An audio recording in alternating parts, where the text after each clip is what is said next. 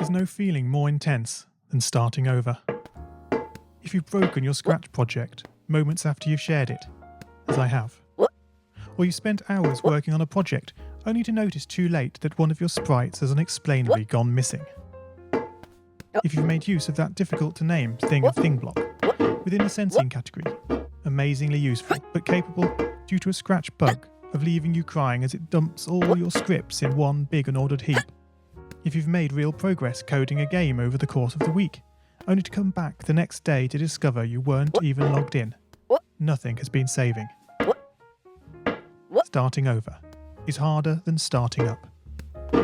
If you're not ready for that, like if you've already had a bad day at school, then what you're about to go through may be too much.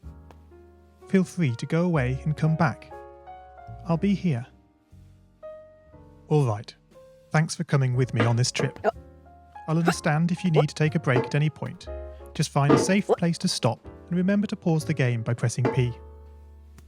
On Scratch you can find loads of remixed or reimagined recreations of existing games, and with good reason.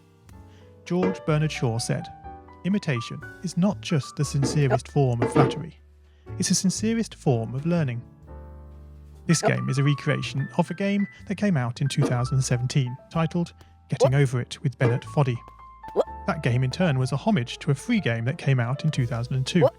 Both games involved dragging yourself, using a hammer, up a mountain assembled from assets and objects sourced from many other games. It seems appropriate then that, when trying to recreate Getting Over It in Scratch, that we should construct our mountain from the same assets used in literally millions of Scratch projects, the unmistakable contents of the Scratch costume library. Unlike Unity or Unreal, Scratch does not provide you with a built-in physics or 3D rendering engine. It has no state-of-the-art debugger. You can't even pause your scripts. We are forced to program old school. Our experience capped at 30 frames per second on a 480 by 360 pixel stage. But these very restrictions force us to experiment, to think out of the box, to grow as developers as we become masters of all things Scratch. And let's not forget, what we lack in technology, we make up for in community.